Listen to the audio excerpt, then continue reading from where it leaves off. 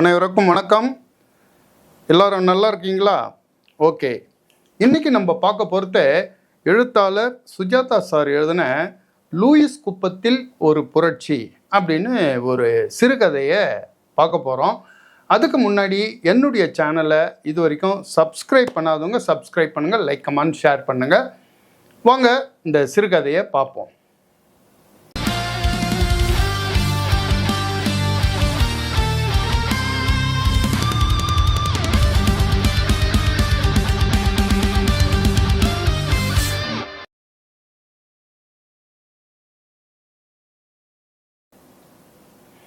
Lewis குப்பத்தில் ஒரு கல்யாணம் ஒன்று நடக்குது. அந்த கல்யாணத்துக்கு மரகதம்மா கல்யாணத்துக்கு போகிறாங்க. அந்த உள்ளே போகிறதுக்கே ரொம்ப சின்ன சந்து, காரே உள்ளே போகல. எப்படியோ கஷ்டப்பட்டு உள்ளே போயிட்டு காரை விட்டு இறங்கி கல்யாணத்துக்கு உள்ளே போகிறாங்க. வெளியில் ஒரு 10-15 இரும்பு சேரை போட்டு நிறைய பேர் உட்காந்துன்னு இருக்காங்க. ஒரு பக்கம் பிரியாணிலாம் இலையில் போட்டு ஒரு பக்கம் சாப்பிட்டுன்னு இருக்காங்க. இவங்க மரகதம்மா உள்ளே போகும்போதே வாங்கம்மா வாங்கம்மா அப்படின்னு கூப்பிட்டுக்கிட்டு ஒரு அம்மா ஓடியாந்து வரவேற்கிறாங்க. அந்த அம்மா பேர் தான் கமலா. அந்த கமலா தான் இந்த மரகதம்மா வீட்டில் வேலை பார்க்குற வேலைக்காரி. அந்த கமலாவுடைய பொண்ணு மலர்விழிக்கு தான் இன்றைக்கி கல்யாணம். அந்த கல்யாணத்துக்கு தான் இந்த மரகதம்மா கல்யாணத்துக்கு வந்திருக்காங்க. ஏன்னா அவங்க வீட்டில் வேலை செய்கிற வேலைக்காரி இல்லையா. வந்த உடனே வாங்கம்மா, முகூர்த்தம் இப்போதாம்மா முடிஞ்சது அப்படின்னோடனே பக்கத்தில் இல்லை கூட்டத்துமே என்ன சாப்பாடு கொடு அப்படின்னு. ஐயோ அவங்க ஐயர் விட்டுமா வச்ச, அவங்க நம்ம பதார்த்தம்லாம் சாப்பிட மாட்டாங்க அப்படின்னு. ஏம்மா மோர் குடிங்கம்மா, கூல்ட்ரிங்க்ஸ் குடிங்கம்மா அப்படின்றாங்க. மரகதம்மா சொல்கிறாங்க பரவாயில்ல கமலா, ஒன்றும் வேணாம் அப்படின்னோடனே வாங்கம்மா மாப்பிள்ளையும் பொண்ணையும் ஆசீர்வாதம் பண்ணுங்கம்மா அப்படின்னு சொல்லிட்டு கமலா மரகதம்மாவை மணமேடைக்கு கூட்டுன்னு போகிறாங்க.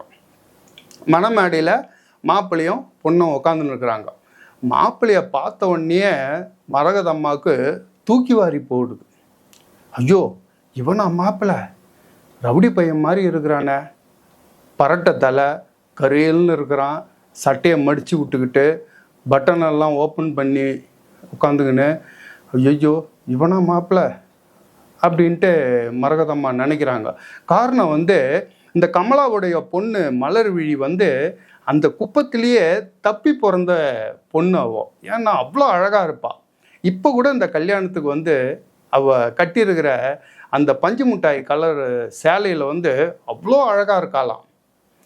மரகதம்மா பார்த்துட்டு அப்படியே மனசுக்குள்ள என்னது இவ்வளோ அநியாயம், இது இவனுக்கு போய் கமலா இந்த பொண்ணை கட்டி கொடுத்துருக்குறாள் அப்படின்னு நினச்சிக்கிட்டே இருக்காங்க. அவங்க வீட்டுக்காரர் கூட சொல்லியிருக்காரு, யார் மரகதம்மாவுடைய வீட்டுக்காரு, இந்த பொண்ணை மட்டும் யாராவது அட்வர்டைஸ்மெண்ட்டுக்காரன் பார்த்தான்னு வச்சுக்கோ, எங்கேயோ கொண்டு போய் சேர்த்துருவான், இந்த பொண்ணு அவ்வளோ அழகாக இருக்கா அப்படின்னு மரகதம்மா வீட்டுக்காரர் கூட சொல்லியிருக்காளாம். இதெல்லாம் நினைக்கும் போது தான் மரகதம்மாவுக்கு கமலா கொஞ்சம் அவசரப்பட்டுட்டாலோ, இவனுக்கு போய் மலர்விழியை கல்யாணம் பண்ணி கொடுத்துருக்காள அப்படின்னு நினச்சிக்கிட்டு சரி கல்யாணம் ஆகிடுச்சு எல்லாம் முடிஞ்சு போச்சு அப்படின்னு சொல்லிட்டு ஒரு சுவர் கடிகாரம் ஒன்று மாப்பிள்ளைக்கும் பொண்ணுக்கும் ப்ரெசண்ட்டாக கொடுக்குறாங்க மரகதம்மா. அதை வாங்கிக்கின்னு அம்மா ஆசீர்வாதம் பண்ணுங்கம்மா அப்படின்னு சொல்லிட்டு, மாப்பிள்ளை இவங்க தான் மரகதம்மா, இவங்க வீட்டில் தான் நான் வேலை பார்க்குறேன், இவங்க தான் இந்த கல்யாணத்துக்கே பண உதவியெல்லாம் கொடுத்து எல்லாம் உதவி பண்ணாங்க, அவங்க இல்லைன்னா இந்த கல்யாணமே நடந்திருக்காது மாப்பிள்ளை அப்படின்னொடனே அப்படின்றான். அவன் பார்த்து சிரிச்சுக்கிட்டே அவன் வேலையில் ஏதோ வச்சு தின்னுட்டு இருக்கிறான். அப்புறம் இவங்க கடிகாரத்தை கொடுத்துட்டு மலர்விழியை பார்த்துட்டு, மலர்விழி சந்தோஷமாக இருமா, கடவுள் உனக்கு எல்லா சௌகரியத்தையும் கொடுப்பாரு, சந்தோஷமாக இருமா அப்படி நான் வரட்டாமா அப்படின்ட்டு வாழ்த்துட்டு கிளம்பும்போது அவள் மலர்விழி மரகதம்மாவுடைய 2 கையும் பிடிச்சிட்டு கண்ணில் அப்படியே ஒத்திக்கிட்டு ரொம்ப நன்றிம்மா அப்படின்றான் மலர்விழி. அப்போ அந்த மரகதம்மாவுடைய கையில் மலர்விழி அழுத ஒரு 2 சொட்டு தண்ணி கண்ணீர் விழுது. உடனே மரகதம்மா சொல்கிறாங்க, ஐய என்ன அசடே அழற, இது நீ சந்தோஷமாக இருக்கிற நேரமா, இது இந்த நேரத்துலலாம் நீ அழக்கூடாது அப்படின்னோடனே மலர்விழி சொல்கிறா, பயமாக இருக்குமா அப்படின்றா. இப்போ மரகதம்மா காரில் திரும்பி வீட்டுக்கு வந்துன்னு இருக்கும்போது அந்த மலர்விழி சொன்ன அந்த வார்த்தை இவங்களுக்கு ஒரு மாதிரி பிரமிப்பை உண்டாக்குது.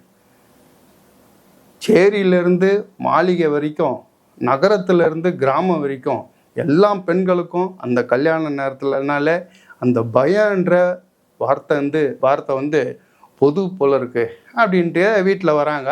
வீட்டுக்கு வரும்போது காரை விட்டு இறங்கினோடனே மரகதம்மாவுடைய வீட்டுக்கார் கிண்டல் பண்ணுறாரு. என்னம்மா லூயிஸ் குப்பத்தில் வந்து வளர்ப்பு பொண்ணு கல்யாணம்லாம் நல்லா நடந்ததா, நல்லபடியாக முடிச்சுட்டு வந்துட்டியா அப்படின்ட்டு அவர் வீட்டுக்கார் கேட்குறாரு. என்னங்க இது, இந்த கமலா அவசரப்பட்டா புழுகுது, அவன் என்ன ரவுடி பையன் மாதிரி இருக்கிறான், அவனுக்கு போய் இந்த பொண்ணை வந்து கல்யாணம் பண்ணி கொடுத்துருக்குறாள், அதாங்க எனக்கு மனசே ஆறலை அப்படின்னு. அதெல்லாம் விடு, அது அவங்க குடும்பம், அவங்களுடைய பிரச்சனை, அதெல்லாம் அவங்க நல்லபடியாக பார்த்துக்குவாங்க, எதுக்கு கவலைப்பட்டுன்னு இருக்கிற, நீ தானே வந்து ரொம்ப கஷ்டப்பட்டு அவங்களுக்கு பொருள் உதவியெல்லாம் பண்ணி எல்லாத்தையும் பண்ணி வச்ச, அப்புறம் ஏன் நீ இப்படி நினைக்கிற அப்படின்னு. இப்படி இல்லைங்க, கமலா வந்து எந்தவித இதுவும் இல்லாமல் தனிப்பட்ட இருக்கிற ஒரு பொம்பளை, அவளுக்கு நம்ம தானங்க உதவி பண்ணோம், இப்படியாப்பட்ட ஆளுக்கு நம்ம உதவி பண்ணலன்னா எப்படிங்க, அதனால தான் நான் கல்யாணத்துக்கு இவ்வளோ நான் ஹெல்ப் பண்ணேன். சரி பண்ணிட்டேல்ல, ஒன்று பார்த்துக்கலாம் விடு, எவ்வளோ நாளைக்கு நிற்குதுன்னா எதுன்னு பார்த்துக்கலாம் விடு அப்படின்னு. அதெல்லாம் இல்லைங்க, கல்யாணம் நல்லா இருப்பாங்க 2 பேரும், சரி பார்க்கலாம். மரகதம்மா நினச்சிக்கிறாங்க இவருக்கு எதுலேயும் சந்தேகம்தான், எப்பவுமே சந்தேகம்தான் அப்படின்னு அப்படியே சொல்லிட்டு உள்ளே போயிட்டாங்க. இது நடந்து ஒரு 2-3 நாள் இருக்கிறதுக்குள்ளேயே மலர்விழியோட அம்மா கமலா வந்து வேலைக்கு வந்துட்டா. வேலைக்கு வந்துட்டு ஒன்று சொல்கிறா, அம்மா 2 பேரையும் வந்து குரம்பெட்டில் ஒரு வீடு ஒன்று எடுத்து வாடகை எடுத்து வச்சுட்டோம்மா, ரொம்ப சந்தோஷமாக தான்மா இருக்காங்க 2 பேரும். நேற்று கூட கல்யாணத்துக்கு இது ட்ரெஸ் எல்லாம் இருந்தது பிறகு அதெல்லாம் போட்டுக்கின்னு 2 பேரும் சைக்கிள் ஏறி உட்கார வச்சுக்கிட்டு சினிமாக்கெல்லாம் கூட்டுன்னு போயிருக்கிறான், சைக்கிள்லேயே வந்து நான் எல்லா இடமும் உனக்கு சுற்றி காட்டுறேன் அப்படின்னு சுற்றிலாம் காமிச்சிருக்கிறான், நல்லா சந்தோஷமாக தான்மா இருக்கிறாங்க அப்படின்ட்டு கமலா வந்து மரகதம்மா கிட்ட சொல்லிட்டு இருக்கிறான். அப்படியே போயிட்டே இருக்குது. இவங்க வீட்டுக்காரு, என்னம்மா எப்படிம்மா இருக்கிறா அவன் வளர்ப்பு பொண்ணு அப்படி இப்படின்ட்டு டெய்லி கிண்டல் பண்ணின்னே இருக்கிறார். ஆனால் அவர் சொன்ன மாதிரியே ஒரு புது சிக்கல் வந்து ஒரு 3 மாதத்துக்கு அப்புறம் வருது. அன்றைக்கி காலையில் வந்து கமலா வந்து வேலைக்கு வரல. இவங்க மரகதம்மா என்ன பண்ணாங்க, துணியெல்லாம் எடுத்து பக்கெட்டில் ஊற வச்சுட்டு, சரி இன்றைக்கி வரலன்னா நாளைக்கு வரப்போறா அப்படின்னு பாத்திரத்தை மட்டும் கழுவிட்டு இருக்கும்போது கமலாவும் ஒரு பொண்ணும் அழுதுகிட்டே வந்து வாசப்படியில் நிற்கிறாங்க. உடனே மரகதம்மாவுக்கு ஒரு மாதிரி ஆயிடுச்சு. என்னாச்சு கமலா, என்ன ஆச்சுன்னு. ஐயோ குடிகார பையம்மா, அவன் குடிகார பையம்மா, போட்டு அடின்னு அடிச்சிருக்காம்மா என் பொண்ணை, துபர்மா நெருப்பில் சிகரெட்டில் சூடு வச்சுருக்கிறாம்மா, துபர்மா கழுத்தில் சூடு வச்சுருக்கிறான், கையில் சூடு வச்சுருக்கிறான், மலர்விழி எங்கள் தொடையை காட்டு அவங்களுக்கு அப்படின்னு. அதெல்லாம் இல்லை, வேணாம் என்ன ஆச்சுன்னு. குடிகாரம்மா, என்னம்மா பண்ணுறது, தெரியாதனமாக கல்யாணம் பண்ணி கொடுத்துட்டேன், அவன் சைக்கிள் கடை வச்சுருக்கிறான், ஆட்டோ ஓட்ட போகிறேன்னு லோன் போட்டிருக்கிறான், என்னென்னமோ சொல்லி என்னை ஏமாற்றிட்டாங்கம்மா, அங்கே வீடு இருக்குது இங்கே வீடு இருக்குதுன்னு எல்லாம் பொய்யுமா, இவளுடைய நகையெல்லாம் வச்சுட்டாம்மா, வச்சு குடிச்சிருக்கான், கடைசியில் கழுத்தில் இப்போ வெறும் ஒரு தாலி மட்டும் தொங்கின்னு இருக்குது, அதை கூட குடிக்கின்னு போயிடுவான் பொழுகுது, அதனால தான்மா பொண்ணை இங்கே கூட்டுன்னு வந்துட்டம்மா அப்படின்னு 2 பேரும் அழுகுறாங்க. இப்போ மரகதத்துக்கு ஒன்றுமே புரியல, என்ன பண்ணுறது ஏது பண்ணுறதுன்னு சொல்லிட்டு. அதை பொண்ணு, அம்மா என்ன அங்கெல்லாம் அனுப்பாதீங்கம்மா, போட்டு அடிக்கிறாம்மா டெய்லி, என்ன அனுப்பாதீங்கம்மா அப்படின்ட்டு மலர்விழி அழுகுறா. இந்த அம்மா வந்து நான் என்னம்மா பண்ணுறது இந்த பொண்ணை வச்சுக்கணும் அப்படின்ட்டு இவங்க அழுகுறாங்க. இப்போ மரகதம்மாவுக்கு ஒன்றுமே புரியல என்ன பண்ணுறதுன்ட்டு. இவங்க வீட்டுக்கார உள்ளே இருந்துக்குன்னு இங்கிலீஷில் சொல்கிறாரு, இங்கே பாரு இவளுங்க 2 பேரும் இங்கே தங்கிறதுக்கு அடி போட்டுன்னு இருக்கிறாங்க, இது வந்து அவங்க குடும்ப பிரச்சனை, பேசி அப்படியே அமுச்சு விடு அப்படின்ட்டு அவரு வீட்டு உள்ளேருந்து சொல்கிறாரு. இப்போ என்ன பண்ணுறதுன்னு மரகதம்மாவுக்கு ஒன்றுமே புரியல. உள்ளே வந்து, ஏங்க இந்த பிரச்சனை வந்து நம்ம பண்ணோம், நம்ம தான் கல்யாணம் பண்ணி வச்சோம், எல்லாம் இந்தமாரி ஆயிடுச்சுன்னு வந்து நிற்கிறாங்க, ஒரு உதவின்னு வந்து நிற்கும்போது நம்ம என்னங்க அவங்கள தேர்த்திட முடியுமா, நீங்கள் கம்முன்னு இருங்க அப்படின்ட்டு இந்த அம்மா மரகதம்மா சொல்லிட்டு, சரி இப்போ என்ன பண்ணலான்னு சொல்கிற கமலா அப்படின்னு. அம்மா எங்கேயாவது ஒரு இடத்துல இந்த பொண்ணை தங்க வச்சுக்கங்கம்மா, அவன் கண்ணில் பட வேணாம்மா, அவன் கண்ணில் பட்டாலே அடிப்பாம்மா, இனிமேல் போவானாம்மா அப்படின்னோடனே மரகதம்மா என்ன பண்ணுறாங்க, சரின்னு சொல்லிட்டு, சரி இவன் இங்கேயே இருக்கட்டும் நான் வீட்டில், ஆனால் இந்த வீடு அவனுக்கு தெரியுமா அப்படின்னோடனே மலர்விழி சொல்கிறா, எப்படியாவது கேட்டு பிடிச்சி இங்கே வந்துருவாம்மா அவன். ஆனால் கமலா என்ன சொல்கிறா, இல்லைம்மா இந்த வீடுலாம் நான் வேலைச்சேரி வீடுலாம் அவனுக்கு தெரியாதுமா, இங்கெல்லாம் வரமாட்டான் அப்படின்னோடனே இப்போ மலர்விழி எடுத்துன்னு போயிட்டு இவங்க வீட்டு உள்ள அந்த வாஷிங் மிஷினை அதெல்லாம் வச்சுற இடத்துல கொஞ்சம் ஒதுக்கி தள்ளி அந்த இடத்துல அந்த பொண்ணை சரி கொஞ்ச நாள் இங்கே இருந்துக்கோ, கண்ணுக்கு மறுவா இரு, அவன் கண்ணில் மாட்டாது அப்படின்னு சொல்லி தங்க வைக்கிறாங்க. தங்க வச்சவொடனே இவங்க வீட்டுக்காரர் சொல்கிறார், மரகதம் நீ பண்ணுறது கொஞ்சம் கூட நியாயம் கிடையாது. அந்த பொண்ணை வந்து அவன் புருஷங்காரன் கல்யாணம் பண்ணிக்கிட்டான். சண்டை வறுத்து சகஜம் வறுத்து அவங்கள பொறுத்த வரைக்கும் அது சாதாரண விஷயம். இது வந்து அவங்க பேசி முடித்து தீர்க்க வேண்டிய விஷயம். இதில் நீ ஏன் போய் தலையிடுற? ஏங்க உண்மையிலேயே சொல்லுங்கள், நான் வந்து அவங்களுக்கு உதவி பண்ணுறது உண்மையிலேயே உங்களுக்கு பிடிக்கலையா? மனசாட்சியை தொட்டு சொல்லுங்கள் அப்படின்னு மரகதமாக அவர்கிட்ட சண்டைக்கு போகிறாங்க. நான் அதுக்கு சொல்லலை மரகதம், எனக்கு வந்து 78 வயசாகுது, உனக்கு 70 வயசாகுது. இப்போ அந்த பொண்ணோட புருஷன் நாளைக்கே இவளை காணான்னு சொல்லிட்டு 4-5 ரவுடி பசங்களை கூட்டின்னு வந்து நம்ம வீடு தேடி வந்து இங்கே வந்து அடியில் தடியில் தகராறுன்னு பண்ணான்னு வச்சுங்க, நம்ம உடம்பு தாங்கம்மா அடி உதைக்கலாம்? எதுக்கு இது தேவையில்ல? அதெல்லாம் நீ அப்படிலாம் இங்கே வரமாட்டாங்க. என் தங்கச்சி வீட்டுக்கார் போலீஸில் தான் இருக்கிறார், எல்லாத்தையும் சொல்லியிருக்கிறேன். எதனா பிரச்சனைனா எனக்கு உடனே ஃபோன் பண்ண, ஜீப் அனுப்புகிறேன் அப்படின்னு சொல்லியிருக்காரு. ஏங்க நம்ம வாழ்கிற வாழ்க்கை என்னங்க அர்த்தம் இல்லாத வாழ்ந்துன்னு இருக்கிறாங்க. நமக்கு 3 பசங்க, 2 பையன் அமெரிக்காவில் இருக்கான், ஒரு பொண்ணு கனடாவில் இருக்கா. டெய்லி நம்ம அவங்கக்கிட்ட ஃபோனில் பேசுறதோட நம்ம வாழ்க்கை ஓடிட்டு இருக்குது. நம்ம பிள்ளைங்கள நம்ம நேரில் இது வரைக்கும் பார்க்கவும் இல்லை. அவங்க எப்படி இருக்காங்க என்னாங்க ஃபோனில் பேசுறதோட சரி, அப்படி ஓடி இருக்கு நம்ம வாழ்க்கை. அந்த வாழ்க்கையில் கொஞ்சமாச்சும் அர்த்தம் இருக்கணுங்க. அதுக்காக தான் நான் இந்த இவங்களுக்கு உதவணும்னு நினைக்கிறேன். நீங்கள் என்ன சொல்கிறீங்க? எப்பா நான் எவ்வளோ சொல்லிட்டேம்மா அவங்ககிட்ட, உன் இஷ்டம், என்ன வேணாலும் பண்ணு அப்படின்னு அவர் மரகதம்மா வீட்டுக்காரர் ஒதுங்கிறார். இதுக்கப்புறம் இவங்க மரகதம் என்ன பண்ணுறாங்க, அந்த பொண்ணை இவங்க வீட்லேயே வெளியே வச்சுருக்காங்க. இப்போ அவங்களுடைய தங்கச்சி வந்து லாயராக இருக்காங்க. அவங்களுக்கு ஃபோன் பண்ணி சொல்கிறாங்க. அவங்க வந்து எல்லாத்தையும் விஷயத்தெல்லாம் கேட்குறாங்க. கேட்டு முடிச்சுட்டு அந்த பொண்ணுக்கு என்ன வயசு இருக்கும்னு, 16-17 இருக்கும், அவ்வளோதான். அப்படின்னா இந்த கல்யாணம் சட்டப்படி செல்லாது, நீ கவலைப்படாத. அப்போ வந்து கொஞ்ச நாள் உங்கள் வீட்லேயே வச்சிரு. அவளுக்கு இந்த 18 வயசு முடிஞ்சுதுன்னு வச்சுங்க, நம்ம கார்ப்பரேஷனில் இது பண்ணி எப்படியாவது அவளுக்கு ஒரு பர்த் சர்டிஃபிகேட் வாங்கிடுவோம். வாங்கிட்டு இப்போ 17 வயசுக்கு முன்னாடியே இந்த கல்யாணம் இது பண்ணதுனால இந்த கல்யாணத்தையே செல்லுபடி இல்லாமல் ஆக்கிடலாம். நம்ம செல்லாது அப்படின்னு சொல்லிடலாம். சொல்லிவிட்டு அவளுக்கு இன்னொரு கல்யாணம் ஒன்று பண்ணி வச்சிடலாம். அதுக்கு எல்லாத்துக்கும் நான் ஏற்பாடு பண்ணுறேன். நீ முதல்ல அம்மாக்கிட்டேயும் பொண்ணுக்கிட்டேயும் நம்ம பண்ணுற இந்த இதுக்கு வந்து கரெக்டாக அவங்க ஒத்துக்கிறாங்களா, அவங்க சம்மதம் தெரிவிப்பாங்களா அப்படின்னு கேட்டுக்கோ. ஏன்னா அவங்களாம் இதுக்கெல்லாம் ஒத்து வர மாட்டாங்க அப்படின்னு மரகதம்மாவுடைய தங்கை ஆனந்தி வந்து விஷயத்த சொல்கிறாங்க. உடனே மரகதம்மா என்ன பண்ணுறாங்க, மலர்விழியும் கமலாயும் கூப்பிட்டு வச்சுட்டு, என்ன சொல்கிற, உன் பொண்ணு இந்தமாரி ஆயிடுச்சு, நம்ம அவனை விட்டு பிரித்து விட்டுடலாம். நான் வேறு யாராவது ஒரு பையனை நான் பார்த்து உங்களுக்கு 2வது கல்யாணம் ஒன்று பண்ணி வைக்கிறேன். ஆனால் நீங்கள் ஒத்துக்கணும், நீங்கள் என்ன சொல்கிறீங்களோ அதுதான் அப்படின்னு. உடனே மரகதம்மாவுக்கு கொஞ்சம் ஆச்சரியமாக இருக்குது. 2 பேருமே வந்து சரிம்மா நீங்கள் என்ன சொல்கிறீங்களோ செய்கிறோம்மா அப்படின்னு 2 பேருமே சரின்னுடுறாங்க. இவங்களுக்கு ஆச்சரியமாக இருக்குது. அதுக்கப்புறம் இவங்க என்ன பண்ணுறாங்க, இந்த பெண்களுக்கெல்லாம் மறுவாழ்வு அளிக்கிற புனர்ஜென்மம் அப்படின்னு ஒரு இடத்துல வந்து பதிவு பண்ணி, அங்கேருந்து ஒரு பையன் வந்து இந்த மலர்விழியை பார்க்குறதுக்கு மரகதம்மா வீட்டுக்கே வரான். வந்து மரகதம்மாவை அவங்ககிட்ட ரொம்ப நேரம் பேசிகிட்டு இருக்காங்க. அந்த பையன் வந்து ஐசிஎஃப்பில் வேலை செய்கிறானா, ரொம்ப நல்ல பையன், பியூசி படிச்சிருக்கிறான். கொஞ்ச நேரம் மலர்விழிக்கிட்டையும் ரொம்ப அன்பாக ஆதரவாக பேசிகிட்டு இருக்கிறான். ஓய்வு நேரத்தில் வந்து டைப்ரைட்டிங் கற்றுக்கிறானா, ஷார்ட்டன்லாம் கற்றுக்கிறானா. கொஞ்ச நேரம் மலர்விழிகிட்ட பேசிட்டு மரகதம்மாக்கிட்ட வரான். அம்மா ஆனந்தி அம்மா எல்லாத்தையும் சொன்னாங்கம்மா, எனக்கு வந்து இந்த மாதிரியான பெண்களுக்கு ஆதரவு கொடுத்து கல்யாணம் பண்ணின்னு தான் எனக்கு ரொம்ப ஆசைம்மா. நான் அந்த பொண்ணை கல்யாணம் பண்ணிக்கிறேம்மா, நான் நல்லா வச்சு பார்த்துக்கிறேம்மா அப்படின்னு சொல்லிவிட்டு அவன் போகிறான். இது இப்படியே வந்து ரெடி ஆகிட்டு இப்போ அடுத்த கல்யாணத்துக்கு எல்லாம் ரெடி பண்ணி வச்சுன்னே இருக்கும்போது தான் இன்னொரு பிரச்சனை வந்து உட்காருது. திடீர்னு மரகதம்மான்றம்ப யாரோ கூப்பிட்றாங்கன்ட்டு வாசலில் வந்து பார்க்குறாங்க. பார்த்தா அந்த அவனை பார்த்தா இவங்களுக்கு புரியவே இல்லை.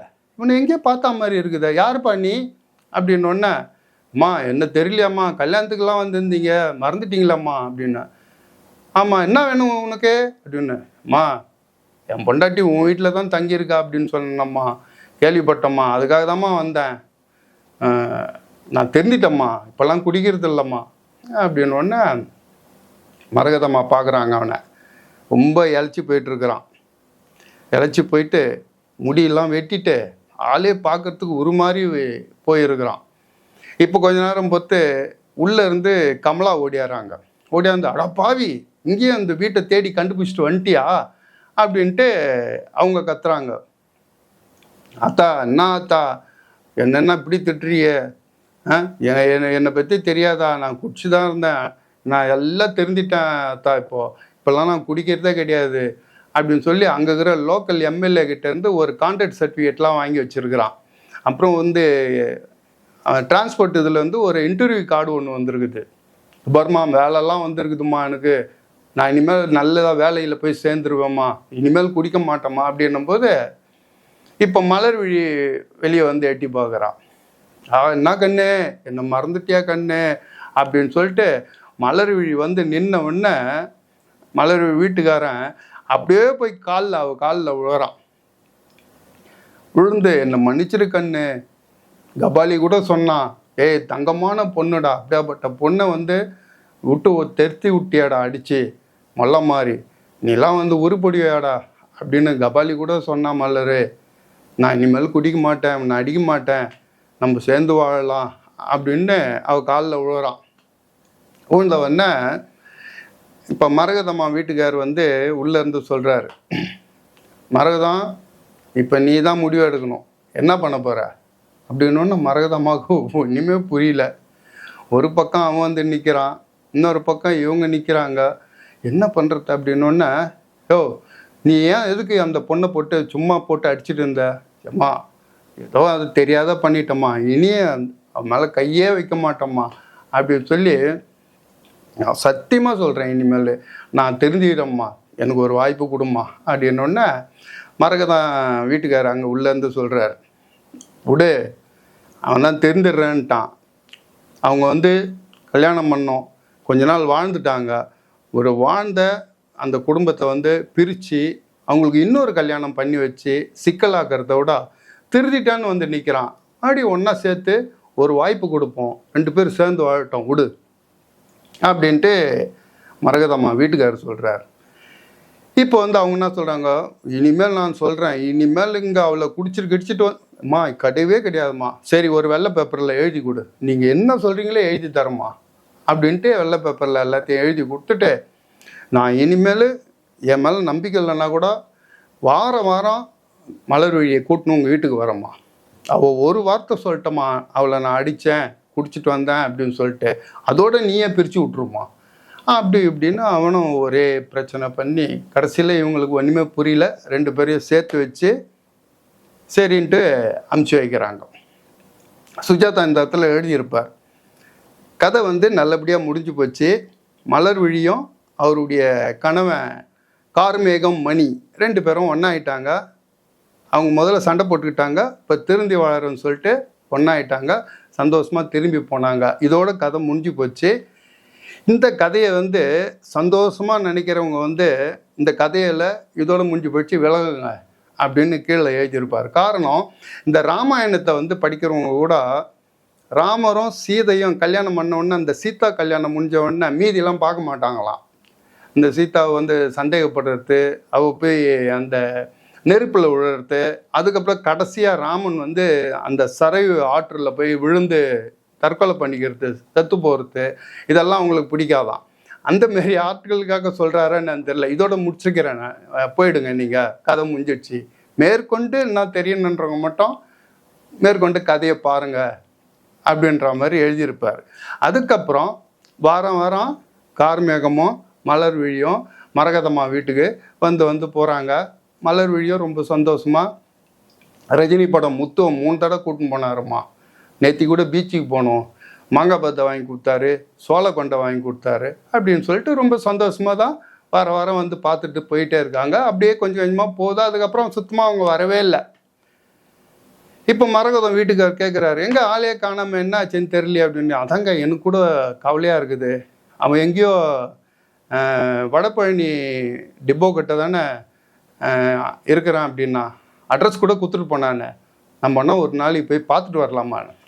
அதெல்லாம் ஒன்றே வேணா நல்லா தான் இருப்பாங்க அப்படின்னு சொல்லிகிட்டே இருக்கும்போது ஒரு ஆட்டோ வந்து நிற்கிது. மரகதம்மா வீட்டுக்கார் சொல்கிறாரு, தோ அவங்களே வந்துட்டாங்க, நீ தேடினவங்களே வந்துட்டாங்க அப்படின்னு சொல்லிட்டு இருக்கும்போதே அந்த ஆட்டோலேருந்து மலர்விழி இறங்குறா. இறங்கும்போதே பார்த்தாலே அவ நிறமாத கர்ப்பிணியாக இருக்கிறா. மரகதம்மா வீட்டுக்காரர் சொல்கிறார், ஷீ இஸ் ப்ரெக்னென்ட். நான் நினச்சேன் என்னடா இது வரைக்கும் ஆகலையா அப்படின்றாரு சிரிச்சுக்கிட்டே. உடனே மரகதம்மா வெளியில் வந்து, மலர்வி ப்ரெக்னெண்ட்டாக இருக்கியா? கமலா என்கிட்ட சொல்லவே இல்லையே, வா அப்படின்னு இது பண்ணி அவ கூட அவளுடைய கணவன் ஆட்டோ விட்டு இறங்குறான். இறங்கி ஆட்டோவுக்கு காசு கொடுத்துட்டு அவனையும் மரகதம்மா, கார்மேகம் எப்படி இருக்கிற அப்படின்னு சொல்லும்போதே அப்போ தான் கவனிக்கிறாங்க அவன் ஒரு மாதிரி தள்ளாட்டமாக வரான். அப்போ தெரிஞ்சு போச்சு, ஃபுல்லாக குடிச்சிட்டுக்கிறான். பாட்டில் எடுத்து இன்னொரு முடக்கு குடிச்சிட்டு அப்படியும் பாக்கெட்டில் வச்சுக்கிட்டு அந்த மலர்விழியோட அந்த முடியை பிடிச்சிக்கிட்டு அங்கே இருந்தால் கத்துறான், ஏண்டி நீயும் உன் ஆத்தாலும் சேர்ந்துக்கின்னு இந்த பாப்பறவங்க கூட சேர்ந்துக்கிட்டு எல்லாம் ஒன்றா சேர்ந்து மறு கல்யாணமாக பண்ணி வைக்க போகிறான் உனக்கு. புரட்சி பண்ணுறீங்களா? புரட்சி இப்போ பண்ணுங்கடி புரட்சி. இந்த நிலைமையில் உன்னை எவன் கல்யாணம் பண்ணிக்கிறான்னு நான் பார்த்துட்றேன்டி அப்படின்னு சொல்லிட்டு அவள் தலைமுடியை பிடிச்சி ஒரு எத்தி விட்றான் பாருங்க.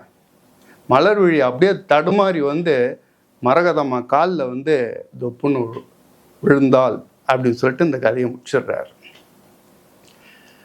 இது வந்து ஏறக்குறைய ஒரு 30 வருஷத்துக்கு முன்னே சுஜாதா அவர் புக்கில் எழுதியிருக்காருங்க. சும்மா நான் பார்க்கும்போது பார்த்தேன், எனக்கு ரொம்ப பிடிச்சிருந்தது. அவருடைய நினைவு நாள் போன மாதம் 27ஆம் தேதி வந்திருந்தது. அதுக்காக தான் இந்த சிறுகதை. இந்த கதையில் ஒரு எளிமையான ஒரு ஃபேமிலி, ஒரு பணக்காரங்க வீட்டில் வேலை செய்கிற அந்த வேலைக்காரி, இவங்க 2 பேருக்குள் உள்ள ஃப்ரெண்ட்ஷிப்பு, அதை பற்றி விவரிக்க விதம், இதெல்லாம் நீங்கள் அந்த புக்கை நீங்கள் படித்து பாருங்கள். அந்த சிறுகதையை புக்கில் இருக்குது, அருமையாக எழுதியிருப்பார். ரொம்ப அற்புதமான கதை. அதே மாதிரி இன்னும் 2-3 சிறுகதைகள்லாம் அதில் இருக்குது. நீங்கள் படிச்சுட்டு இந்த கதை உங்களுக்கு பிடிச்சிருந்ததுன்னா உங்களுடைய கமெண்ட்ஸை சொல்லுங்கள். நம்ம அடுத்த வீடியோவில் பார்ப்போம்.